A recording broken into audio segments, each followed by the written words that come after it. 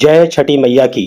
दोस्तों, आज हम लेकर आए हैं वो पावन कथा जो सिर्फ एक पर्व नहीं बल्कि आस्था, तपस्या और सूर्य की आराधना का प्रतीक है। आइए जानते हैं छठ महापर्व की वह अद्भुत कहानी जिसे सुनकर हर दिल भक्ति से भर जाता है। क्या आप जानते हैं कि छठ पूजा की शुरुआत द्रौपदी और कर्ण से जुड़ी है। यह वही पर्व है जिसमें बिना किसी मूर्ति की पूजा की जाती है। पूजा और सूर्य को दिया जाता है सबसे पवित्र अर्घ। तो चलिए जानते हैं छठ महापर्व की वो रहस्यमयी और प्रेरणादायक कहानी जो हर घर में आस्था की ज्योति जलाती है। छठ मैया की कृपा से सब दुख दूर हो जाते हैं। लेकिन क्या आप जानते हैं कि छठ पूजा की शुरुआत कब और कैसे हुई? आज हम आपको बताएंगे वो पौराणिक कथा जिसे सुनकर आप भी बोल उठेंगे, जय छठ मैया की। मित्रों, छठ पूजा कार्तिक शुक्ल पक्ष के षष्ठी को मनाया जाने वाला आस्था का पर्व है। 4 दिनों तक चलने वाले इस पर्व से राजा प्रियव्रत की एक पौराणिक कहानी जुड़ी हुई है। इस पौराणिक कहानी के अनुसार षष्ठी व्रत रखकर और विधि विधान के साथ छठी माता की पूजा करने के बाद राजा प्रियव्रत का मृत हो चुका पुत्र वापस जीवित हो गया था। रामायण और महाभारत में भी छठ पूजा से जुड़ी कहानियां मिलती हैं। मित्रों, यदि आप सनातन धर्म से जुड़ी धार्मिक कथाओं में रुचि रखते हैं तो कृपया हमारे channel motivational and spiritual world को सब्सक्राइब करना ना भूलें। मित्रों, छठ पर्व या षष्ठी पूजा कार्तिक शुक्ल पक्ष के षष्ठी को मनाया जाने वाला एक आस्था का पर्व है। दिवाली के 6 दिनों बाद छठ पूजा की शुरुआत होती है। छठ पर्व 4 दिनों तक चलते हुए खरना, संध्या अर्घ, प्रातःकालीन अर्घ के साथ समाप्त हो जाता है। छठ पूजा की शुरुआत कैसे हुई, इसका जवाब हमें कई पौराणिक कहानियों में मिलता है। पौराणिक कहानियों के अनुसार त्रेता युग में माता सीता और द्वापर युग में द्रौपदी ने छठ पूजा व्रत रखकर सूर्य देव को अर्घ दिया था। तो मित्रों, आइए विस्तार से जानते हैं छठ पूजा का इतिहास और छठ पूजा की शुरुआत की कहानी। एक पौराणिक कथा के अनुसार राजा प्रियव्रत बहुत दुखी थे क्योंकि उनके कोई संतान नहीं थी। उन्होंने महर्षि कश्यप को अपनी समस्या बताई।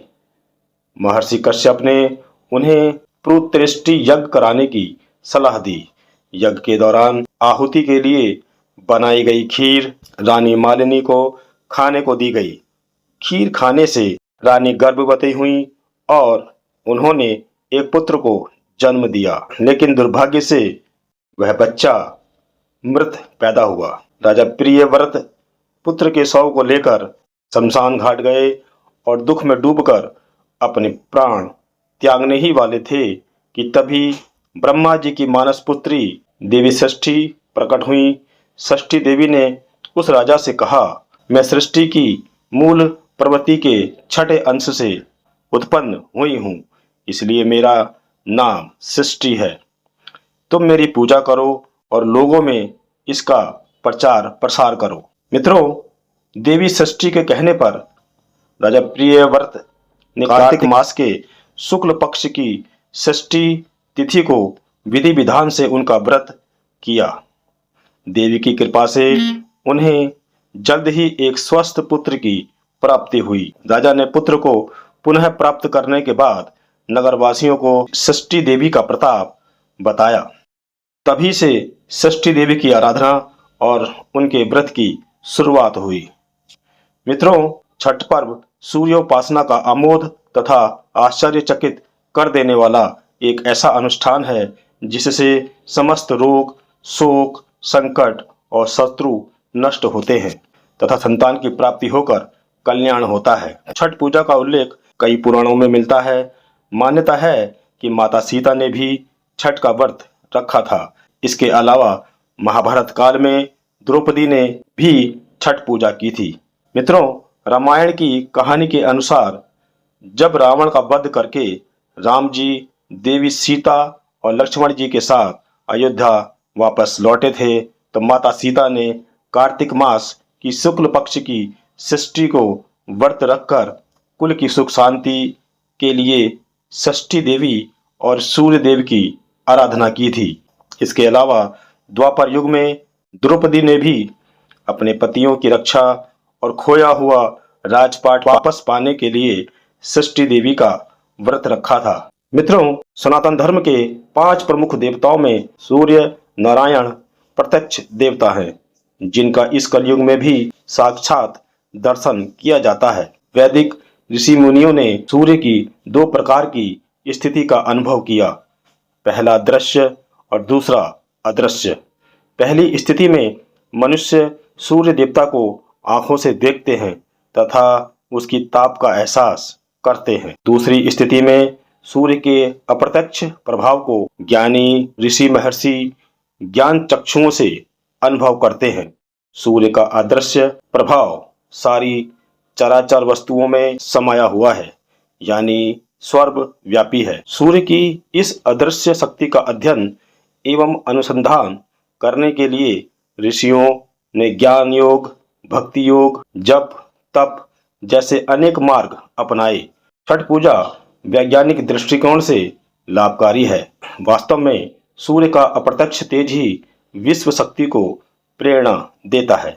छठ पूजा के माध्यम से सूर्य का दिव्य स्वास्थ्य वर्धक तेज व्रत करने वाले का कल्याण करता है। सूर्य भगवान की उपासना करने से दीर्घ आयु मिलती है, परिवारजनों में समृद्धि मिलती है एवं कुष्ठ रोग जैसी बीमारियां भी ठीक हो जाती हैं। मित्रों, दीपावली के ठीक 6 दिन बाद मनाए जाने वाले छठ महापर्व का विशेष महत्व धार्मिक शास्त्रों में वर्णित है।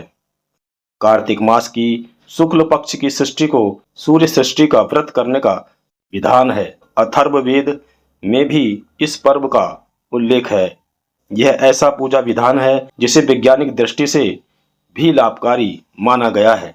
ऐसी मान्यता है कि सच्चे मन से की गई इस पूजा से मानव की मनोकामनाएं पूर्ण हो जाती हैं।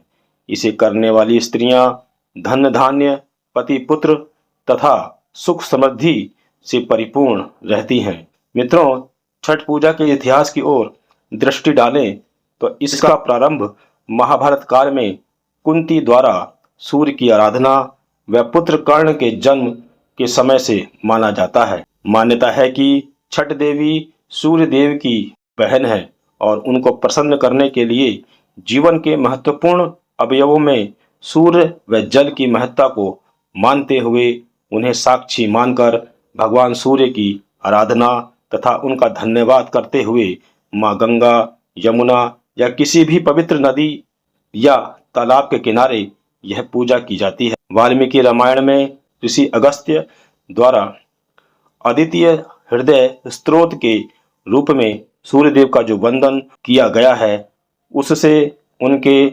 सर्वदेवमय, सर्वशक्तिमान तथा सर्वरूप का बोध होता है।